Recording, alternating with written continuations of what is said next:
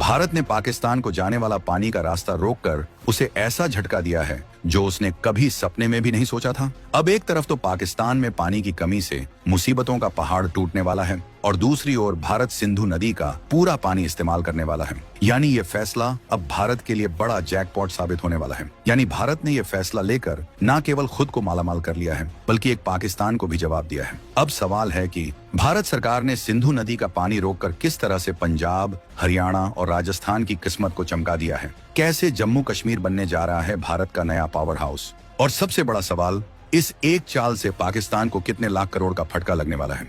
कैसे भारत बिना गोली चलाए पानी से ही पाकिस्तान को घुटनों पर ला सकता है। कौन से हैं मोदी के वो 5 तिलिस्मी प्रोजेक्ट जो भारत को मालामाल और दुश्मन को कंगाल कर देंगे। इन सभी सवालों के जवाब हम आपको बताने वाले हैं, तो वीडियो के आखिर तक बने रहिएगा। सबसे पहले तो हम इस सिंधु नदी का थोड़ा गणित समझते हैं। 1960 में हुआ था सिंधु जल समझौता, माने Indus waters treaty, Pandit Nehru और पाकिस्तानी जनरल अयूब खान के बीच। मोटा मोटा हिसाब ये था, पूरब की नदियां सतलुज, ब्यास, रावी का पानी अपना मतलब हिंदुस्तान का, और पश्चिम वाली सिंधु, झेलम, चिनाब का ज्यादातर पानी पाकिस्तान को। सालों से यही चल रहा था। पाकिस्तान मजे से इन नदियों का पानी इस्तेमाल कर रहा था, अपनी खेती बाड़ी, बिजली सब चला रहा था। लेकिन दोस्तों, कहते हैं ना, पाप का घड़ा भरता है। पाकिस्तान अपनी हरकतों से बाज नहीं आया।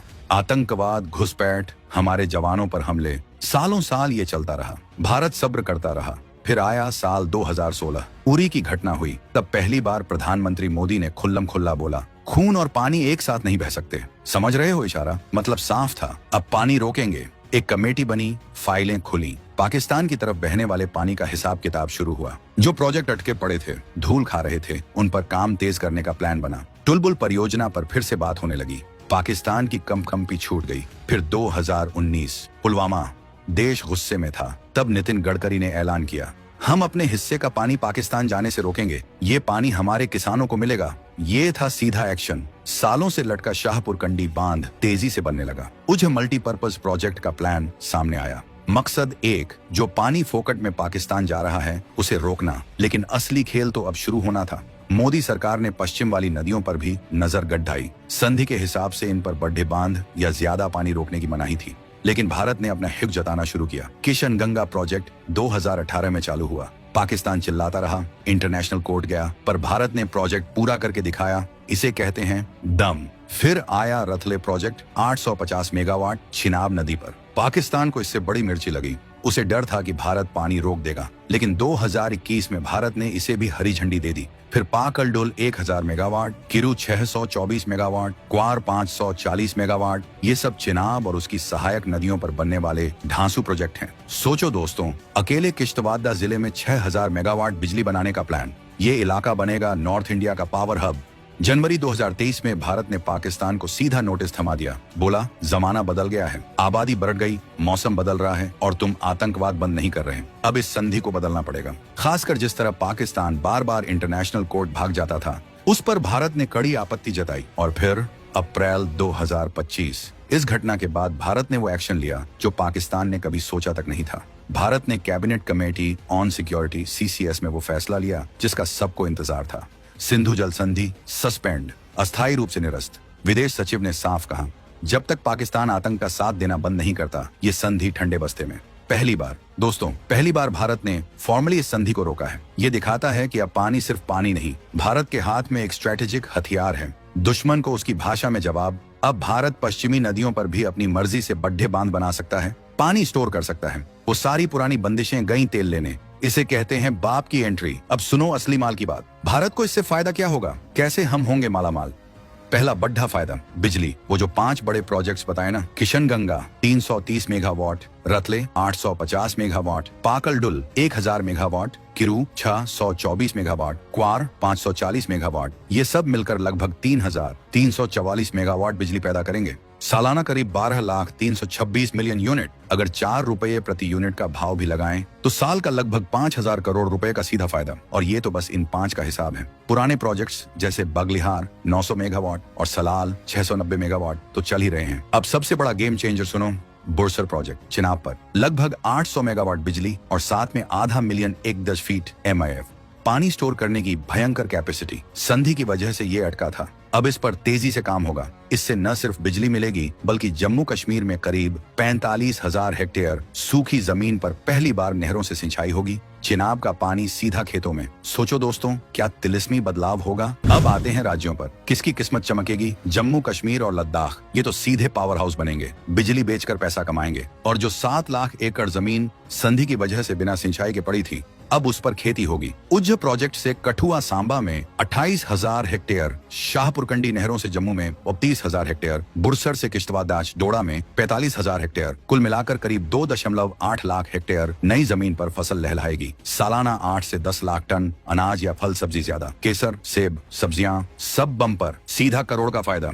लद्दाख में भी सिंधु के पानी से छोटे प्रोजेक्ट्स और सिंचाई का रास्ता खुलेगा। पंजाब, शाहपुरकंडी बांध पूरा होने से रावी का जो पानी पाकिस्तान जा रहा था वो रुकेगा। पंजाब को करीब 5,000 हेक्टेयर ज्यादा जमीन पर सिंचाई मिलेगी। गुरदासपुर, अमृतसर जैसे बॉर्डर जिलों के किसानों को पानी की कमी नहीं होगी। सालाना 50-60 करोड़ रुपए की एक्स्ट्रा फसल धान गेहूं के अलावा दूसरी फसलें भी उगा पाएंगे।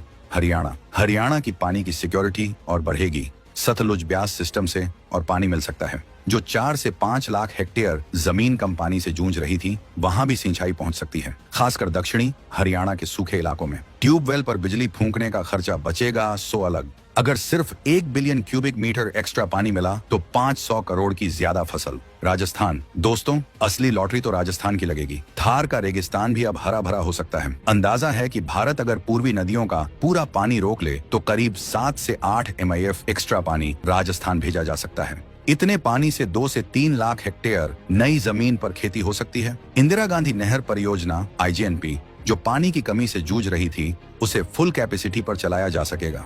गंगानगर से जैसलमेर तक जहां एक फसल होती थी, वहां 2 फसलें होंगी। सालाना 1,000 करोड़ रुपए से ज्यादा की एक्स्ट्रा पैदावार। रेगिस्तान में खेती, सोचो, ये है मोदी सरकार का मास्टर स्ट्रोक। तो देखा दोस्तों, भारत के लिए ये फैसला कैसे सोने की मुर्गी साबित हो सकता है। अपने किसानों की जेबें गरम, देश को बिजली और दुश्मन पर दबाव। अब जरा सिक्के का दूसरा पहलू देखो। पाकिस्तान का क्या होगा? भाई साहब, उधर तो मातम पसर गया होगा। उनकी तो पिंडलियां धूज रही होंगी। पानी का भयंकर संकट। पाकिस्तान की 80% खेती सिंधु सिस्टम पर टिकी है, करीब 1 करोड़ 6 लाख हेक्टेयर जमीन। अगर भारत ने पानी रोका या कम किया तो पंजाब और सिंध प्रांत प्यासे मरेंगे, नहरें सूख जाएंगी, लाखों हेक्टेयर जमीन बंजर हो सकती है। गेहूं, चावल, कपास की फसलें तबाह। करोड़ों लोगों के सामने खाने का संकट खड़ा हो जाएगा। पीने के पानी की किल्लत अलग। कराची, लाहौर जैसे बड़े शहर पानी को तरसेंगे। वो पहले ही पानी की कमी वाले देशों में है, अब तो हालत और पतली होगी। बिजली गुल, अंधेरा कायम। पाकिस्तान अपनी 25 से 30% बिजली पानी से बनाता है। तरबेला और मंगला जैसे बड़े बांध भारत से आने वाले पानी पर निर्भर है। पानी कम हुआ तो ये बांध भरेंगे नहीं, टरबाइन चलेंगे नहीं। नतीजा, देशव्यापी पावर कट, उद्योग ठप, घर अंधेरे में।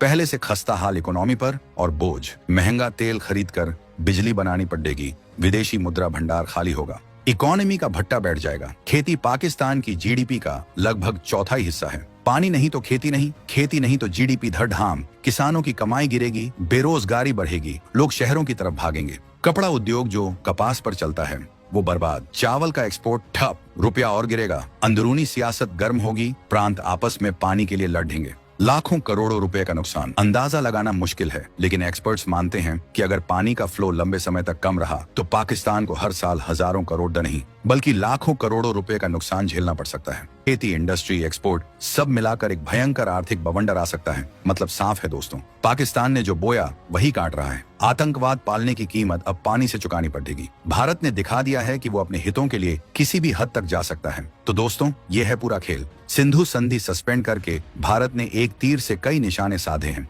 अपने लोगों को पानी और बिजली, अपनी इकोनॉमी को बूस्ट और दुश्मन पर ऐसा दबाव कि उसकी रूह कांप जाए। ये दिखाता है नया भारत जो सहायता नहीं जवाब देता है। हाँ, ये सच है कि सारे बांध बनने में टाइम लगेगा, पूरा पानी कल से नहीं रुक जाएगा, लेकिन भारत ने इरादा जता दिया है। संदेश साफ है, सुधर जाओ वरना प्यासे मरोगे। पाकिस्तान अब या तो बातचीत की टेबल पर आएगा, गिड़गिड़ाएगा या फिर अपनी बर्बादी देखेगा। नेहरू ने जो किया वो उस वक्त की जरूरत होगी, लेकिन मोदी ने आज के भारत की जरूरत के हिसाब से फैसला लिया है। ये है असली स्ट्रेटेजिक मूव। बिना एक गोली चलाए दुश्मन को उसकी औकात दिखाना। अपने HQ का एक एक कतरा पानी अब भारत के खेतों और घरों को रोशन करेगा।